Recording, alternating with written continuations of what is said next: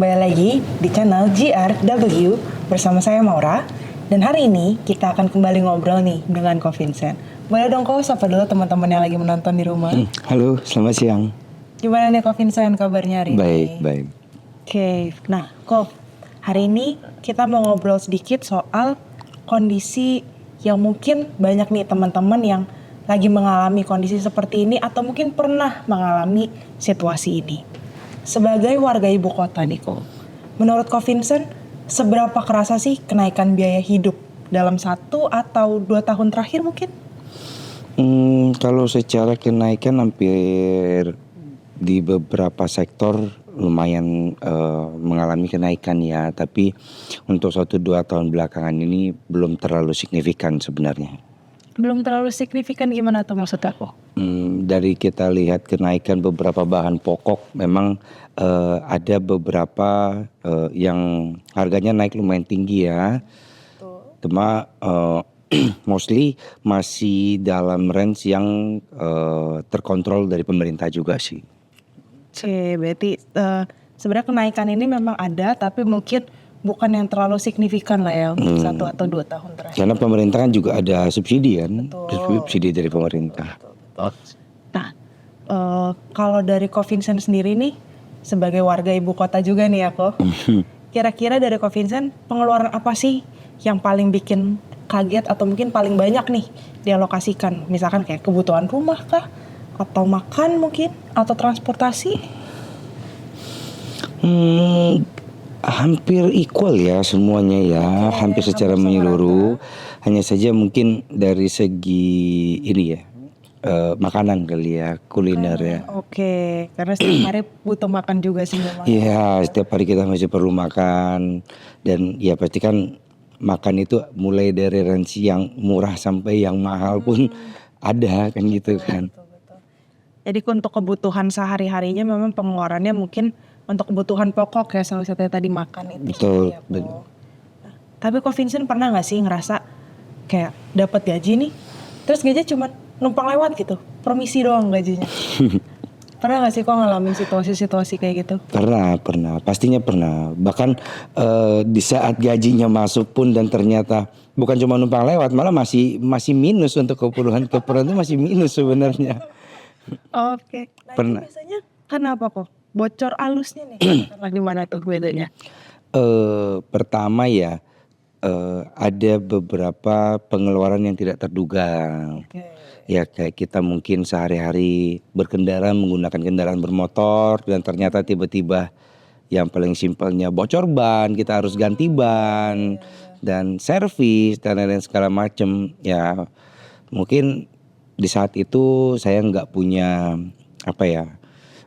emergency fund ya, tidak ada dana dingin, tidak ada dana untuk emergensinya, sehingga yang seharusnya saya alokasikan untuk yang lain akhirnya kepake di situ. Oke. Ini berarti lagi-lagi kita menyadari betapa pentingnya untuk punya emergency fund ya. Ya betul banget. Oke. Nah, kalau menurut Ko Vincent nih, tadi kan kita udah ngobrol soal dari segi Ko Vincent pengalamannya juga. Kalau menurut pandangan Ko Vincent sendiri, kenapa sih kok masih banyak orang nih yang mungkin sedikit kesulitan untuk mengatur keuangan meskipun mereka punya pendapatan yang stabil?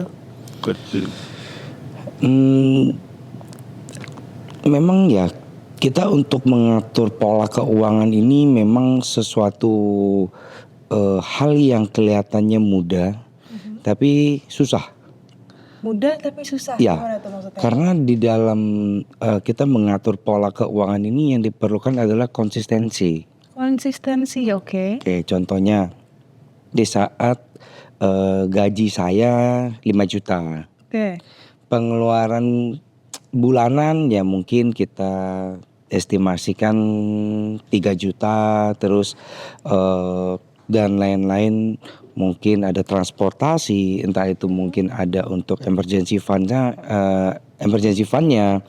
Nah cukup gitu, dengan income yang 5 juta secara bulanan saya cukup.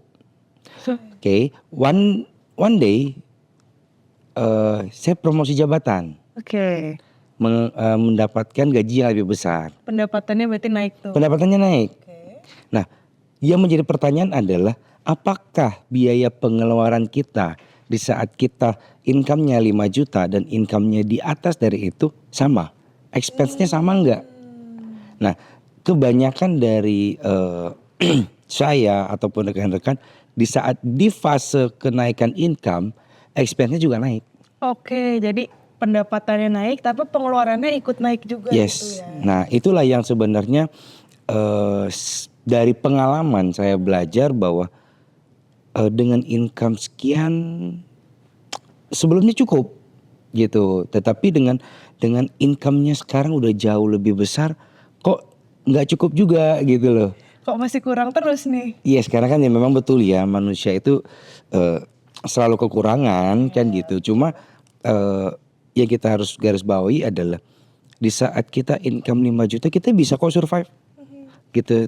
Tetapi di saat income-nya meningkat, kenapa kita nggak bisa survive gitu?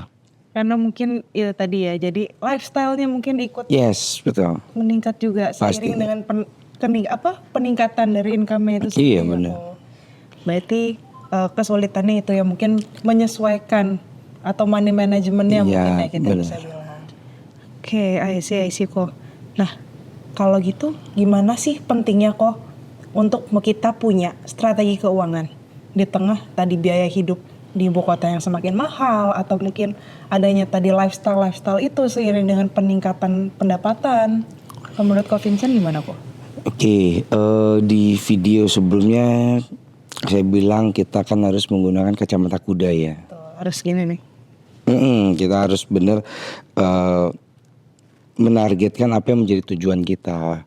Nah, dasarnya adalah kita harus bisa mengatur pola keuangan. Seperti yang saya bilang tadi, di saat kita income 5 juta, ternyata bulanan kita contoh ya kayak bayar kos, terus ada untuk makan, buat pulsa dan lain-lain segala macam, dengan angka 5 juta ini kan cukup. Nah, di saat teman-teman memiliki rezeki lebih, kenaikan gaji kah, entah itu bonus kah, nah itulah yang dialokasikan untuk ditabung dulu. Kita nggak usah berbicara investasi dulu deh, kita berbicara nabung dulu aja. Nah, di saat kita udah bisa mengalokasikan mungkin 20% dari income kita untuk ditabung, baru next stepnya kita masuk ke arah investasi gitu. Kurang lebih polanya sih harus ada dan harus konsisten. Kuncinya di konsisten. Seandainya memang teman-teman mau contoh misalnya income-nya itu diangkat 5 juta, 6 juta, 7 juta, tetapi teman-teman mau mengalokasikan untuk nabung itu sebesar 5 atau 10%, ya konsisten aja. Setiap bulan seperti itu. Dan itu harusnya setelah 1 tahun ke depan itu Bisa menjadi bisa menjadi hasil yang baik, dan di tahun kedua teman-teman baru bisa menentukan ini mau memulai dari investasi apa gitu. Berarti balik lagi ke planning dan money manajemennya dalam Betul. mengalokasikan pendapatannya itu sendiri ya Ko? Benar. Tuh. Oke. Nah, kalau Ko Vincent sendiri nih, kapan sih kok pertama kali Ko Vincent menyadari kalau kayaknya kita perlu nih untuk melakukan investasi, bukan cuma nabung aja? Sebenarnya kalau berbicara kapan saya menyadari bahwa investasi itu penting, udah lumayan lama ya. Dari mungkin masih usia 20-an. Masih baru 20-an ya, 21, 22. Saya melihat bahwa investasi ini sangat penting. Tetapi ya apa yang saya jalanin sekarang bukan berarti waduh saya jalanin dari dari saya usia 21 itu ya, bukan. Tetapi kita sadar pentingnya investasi. Saya mencoba. Oke, ini saya sisihin buat nabung, terus nyoba ikut temen investasi di saham. Oke. Cuma yang menjadi kendala saya secara pribadi adalah konsistensi itu. Gitu. Jadi konsistensi adalah kunci dari semuanya ya. Ya kita berolahraga, pengen badan sehat, pengen pengen Misalkan bulking. ya bulking ataupun six pack gitu ya. Itu kan semuanya harus konsistensi sebenarnya. Nah, di usia 25 saya baru mencoba untuk benar-benar konsisten, mulai dari nabung, baik itu nabung di tabungan ataupun di deposito ataupun mulai dari nabung di saham. Nabung di saham. Berarti pertama kali Ko Vincent invest itu di saham. Yes, saham. Saham apa tuh kok kalau boleh tahu? Saya selalu pilih perbankan. Perbankan, oke. Gampang ya, di saat kita mau memilih produk investasi khususnya saham, kita lihat produk apa sih yang umum kita gunakan. Oke, contoh kayak saya mostly di bank BCA misalnya. Ya sahamnya ya usah beli. Karena emang itu yang dipakai setiap Ya hari yang juga. kita pakai setiap hari juga, dan pembelian saham itu kan bukan berarti kita harus beli dengan nominal besar, dengan nominal sedikit demi sedikit bisa kok, berapa ratus ribu atau berapa sejuta gitu bisa kan, udah mulai bisa sekarang. Oke, yang penting itu tadi konsistensinya. Konsistensinya ada. Oke, berarti Ko Vincent menyadari pentingnya investasi cukup early ya? Ya. Ada pemicunya nggak kok? Pemicunya itu apa ya? Ya misalkan ada suatu event atau misalkan Ko Vincent dengar sesuatu. Sebenarnya lebih ke introspeksi diri sih. Introspeksi diri, oke. Introspeksi diri dalam artian kita lihat ya, banyak di luar sana yang orang-orang sukses yang kita bisa belajar, baik dari kebiasaan mereka apa sih gitu loh. Oke, ternyata mereka ya rajin bangun pagi, habis itu berolahraga, terus sebelum berangkat kerja mereka meluangkan waktu sebentar untuk mungkin baca buku kah. Kalau sekarang mungkin nonton YouTube, melihat kira-kira motivasi-motivasi yang bisa membangun semangat di pagi hari gitu. Terus evaluasi diri. Kita evaluasi setelah yang kita kerjakan selama ini, kira-kira memuaskan apa tidak. Ya kurang lebih sih ke arah sana sih. Jadi dari melihat orang-orang sukses terus jadi penasaran kira-kira orang-orang ini melakukan apa sih sampai mereka akhirnya bisa sukses. Mungkin kayak gitu kali ya kok kalau bisa. Iya kurang lebih. Kita simpulkan. Oke, Ko Vincent. Pak, terus kan Ko Vincent tadi mulai menyadari pentingnya investasi dari muda, kemudian mulai investasi juga starting early lah ya, tadi di usia 25an. Iya. Nah, tapi kok banyak nih orang yang bilang, masih muda, foya-foya aja dulu, nanti pas sudah tuanya baru mulai nabung buat kaya raya. Tapi kalau menurut saya pribadi itu mitos ya, kita nggak bisa kayak gitu. Kalau menurut Ko Vincent sendiri gimana nih Ko? Ya kalau dia cucu dari orang terkaya nomor 10 di Indonesia sih silakan aja ya. Iya possible ya kalau hal seperti itu ya. Cuma kan kalau bagi kita ini yang disebut apa ya, budak korporat ya. Kita budak korporat yang kita ini memang benar-benar harus kerja untuk mendapatkan uang. Jadi benar-benar kalau kita wasting time itu benar-benar suatu yang sia-sia sih bagi saya. Itu. Jadi untuk memulai investasi itu harus sejak dini. Mau itu kecil, mau itu besar, mau itu dari instrumen manapun, yang penting teman-teman lakukan dengan konsisten. Yang penting mulai aja dulu dan konsisten ya. Yes, benar. Berarti Ko Vincent setuju nih ya, ini mitos nih, muda foya-foya tua kaya raya, ini mitos. Itu ya, mitos ya. Sebenarnya saya juga dulu sempet, ya namanya kita masih muda ya, berpikiran santai aja, masih ada hari esok. Karena di saat saya memasuki dunia kerja, saya juga sempat ada di fase itu. Ya namanya pengaruh dari teman-teman, yuk kita nyantai aja dulu, kongkow dulu gitu. di satu sisi saya punya temen yang benar-benar hard worker. Oke. Dan ya mungkin kita bilang dalam 1 bulan kita itu ada nongkrong 5-6 kali, dia sekali mungkin sebulan hanya sekali gitu. Jadi benar-benar dia saving dan dia melakukan investasi, dan termasuk dia salah satu orang yang mengajarkan saya untuk melakukan investasi. After few years saya ketemu lagi dengan dia gitu. Dan di situ saya baru lihat, oh ternyata selama ini hasilnya begini ya yang dia lakukan gitu. Cuma usahanya dia kelihatan ya. Yang dulu kita bilang, wah kok nggak mau nongkrong nih sama kita, nggak asik gitu kan. Tetapi ya untuk di fase sekarang mungkin di antara teman-teman kita yang dulu kumpul bareng, dia salah satu yang mungkin bisa kita bilang sukses. Oke. Memang usahanya tidak mengkhianati hasil ya. Yes, betul. Oke. Nah, terus tadi kan kita udah bahas nih soal muda foya-foya tuh kaya raya itu ternyata mitos, karena ya kalau kita mau mengharapkan hasil yang baik tentu harus ada usaha yang kita lakukan. Iya, benar. Kalau dari Ko Vincent nih, ada tips nggak gimana sih caranya supaya kita tetap bisa menikmati hidup? Apalagi mungkin menikmati masa muda lah ya bisa kita bilang. Tapi kita nggak boncos nih secara keuangan, secara finansial.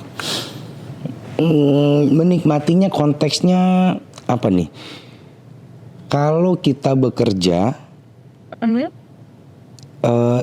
jangan jadikan itu sebuah beban. Oke. Gitu.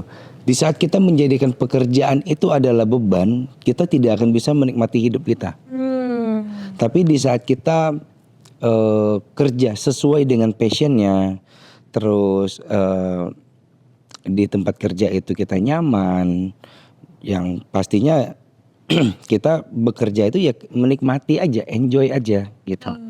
Kalau konteks menikmatinya, let's say kita udah kerja nih gitu, terus kita butuh healing atau butuh liburan, butuh istirahat sejenak, itu kan pasti butuh cost dong gitu. Maksudnya kalau dari Ko Vincent ada tips nggak nih cara mengatur keuangannya supaya nggak boncos, kerja dikit healing nanti kayak gitu?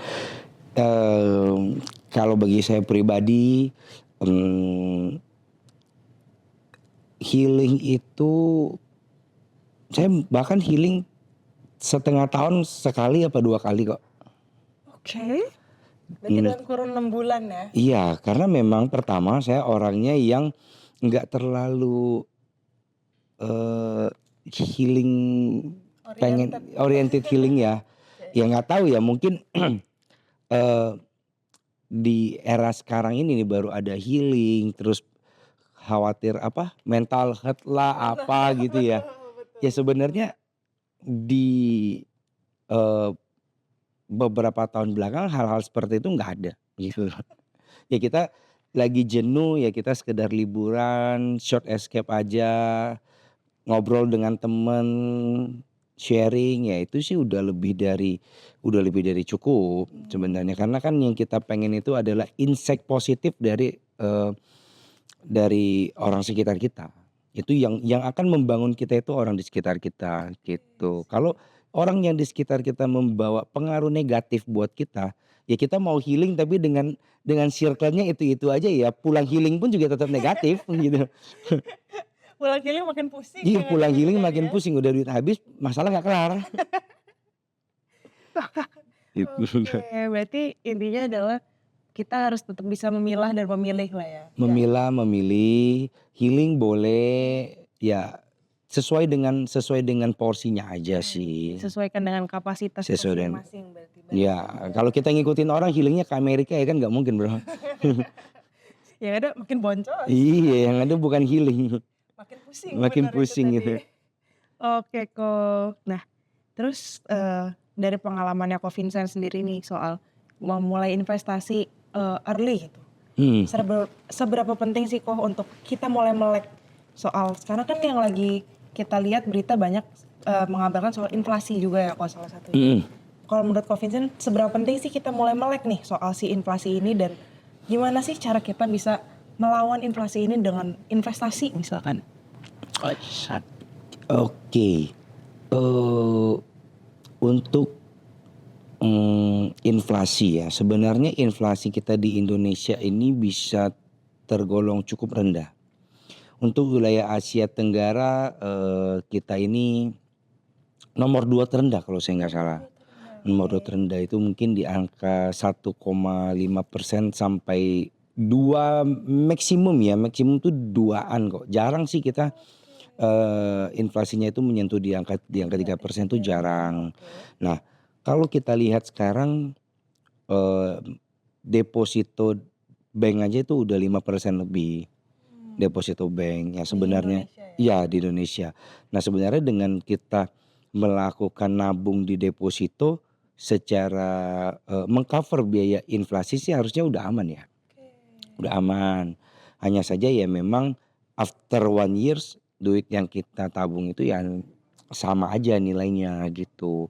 Ya solusinya kita, melihat instrumen lain investasi yang memberikan return mungkin lebih tinggi daripada deposito. Ya bukan berarti depositonya dihilangkan gitu, deposito itu basic ya.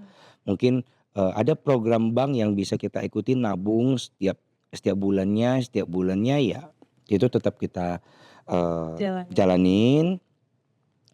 Nah, setiap tahun ini kan pasti ya namanya kita bekerja mungkin ada peningkatan gaji, peningkatan jabatan, entah mungkin ada bisnis sampingan, ya yang dimana keuntungannya itu dialokasikan untuk instrumen lain investasi, Oke, berarti gitu. depositonya jalan, tapi ada penambahan instrumen investasi Iya. lainnya. Gitu ya, Po.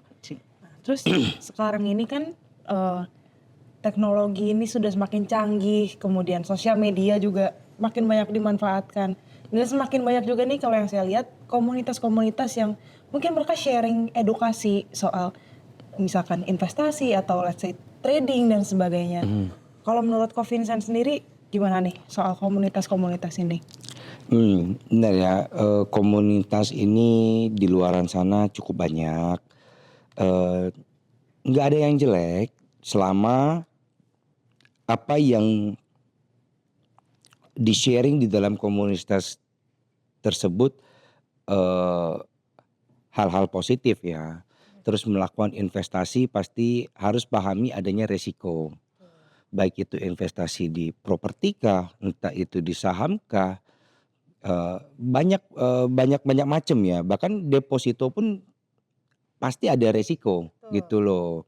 Nah, di saat teman-teman mengikuti satu komunitas, entah itu komunitas berbicara saham, kripto, investasi, trading ataupun forex, pastikan, semua ilmu yang di-sharing di dalam komunitas tersebut dapat terserap, Oke. gitu. Ambil sisi positifnya, ambil baiknya, jadi kita bisa mengimplementasikan pada diri kita, gitu. Edukasi-edukasi atau tips atau ilmu yang Iya. ada di komunitas Ikutin aja tersebut. semuanya, nggak apa-apa kok. Toh, kita belajar, jadi kita lihat, belajar ini ternyata nyamannya dengan yang mana, cocoknya dengan yang mana, terus, tingkat resiko yang diberikan berapa. Pasti kan di setiap komunitas itu Beda-beda ya. beda-beda ya, ada yang share, di bidang ini sekian persen, ternyata di bidang ini sekian persen. Oke, resikonya berapa? Nah, kan kita harus mengkalkulasi dulu. Sekiranya, resikonya masih masuk dalam tolak ukur toleransi kita ya silakan, Jadi gitu. untuk pemilih komunitas ini juga tetap harus kita sesuaikan ya dengan kapasitas masing-masing. Betul. Oke, I see Ko. Kalau Ko Vincent sendiri nih terakhir nih. Kalau Ko Vincent bisa kasih saran ke teman-teman yang lagi menonton yang mungkin lagi merasakan juga nih situasi ini, biaya hidup yang semakin mahal atau mungkin pendapatan yang masih segitu-segitu aja, yang lagi mengalami kendala-kendala finansial di tengah kehidupan ibu kota lah ya kita bisa bilang. Kalau Ko Vincent bisa kasih saran nih, apa sih 3 hal terkait keuangan yang wajib banget untuk disiapkan? Oke, yang pertama pastinya adalah tabungan. Tabungan, yang nantinya itu bisa dialokasikan sebagai emergency fund Oke. untuk meng-cover biaya yang tidak terduga. Kedua, apa yang menjadi kebutuhan pokok harus bisa konsisten Dalam artian gini, kebutuhan pokok kita 1 bulan di angka 5 juta. Ya mau income kita berapapun ya kebutuhan pokok kita tetap segitu, gitu. Nanti perlahan baru mungkin kita, sedikit demi sedikit naik secara bertahap. Yang penting, kita udah punya emergency fund dulu, terus kita, lock biaya kebutuhan kita. Nah, kelebihan dari, pendapatan kita bisa kita alokasikan untuk investasi secara bertahap ya, secara bertahap. Memang, tidak gampang untuk memulai satu investasi itu terus melihat hasilnya untuk 1 2 tahun, bahkan mungkin bisa, tergolong stagnan gitu. Cuma tetap kita harus mulai gitu. Oke, berarti 3 halnya kalau, saya bisa rangkum yang pertama, siapkan dulu tabungan untuk emergency fund-nya, Yes, kemudian yang kedua kita harus tetap prioritasin kebutuhan pokoknya kita apa betul aja, betul. dan yang terakhir baru kita mulailah melakukan investasi, Iya. gitu ya Ko. Oke Ko Vincent, pertanyaan dari saya sudah habis, mungkin sebelum kita menutup sesi ini, Ko Vincent ada yang mau disampaikan dulu nggak nih ke teman-teman yang lagi menonton? Oke, buat teman-teman semua, beberapa video saya selalu saya mengingatkan untuk memulai investasi. Kenapa? Karena investasi bisa menjadi satu pondasi kita di masa yang akan datang. Mulai dari sesuatu yang kecil yang dimana nantinya bisa kita panen. Oke, terima kasih banyak Ko Ya, Vincent hari ini sama-sama. atas waktunya. Dan teman-teman jangan lupa untuk like, comment, dan subscribe. Atau kalau teman-teman ada yang punya pertanyaan atau yang punya topik nih seputar yang ingin teman-teman dengar, boleh juga tinggalkan komentar di bawah. Atau mungkin teman-teman ada yang mau sharing nih terkait topik kita hari ini. Mungkin teman-teman ada yang pernah mengalami hal yang sama, boleh juga tinggalin komen di bawah. Dengan saya Maura, sampai ketemu lagi.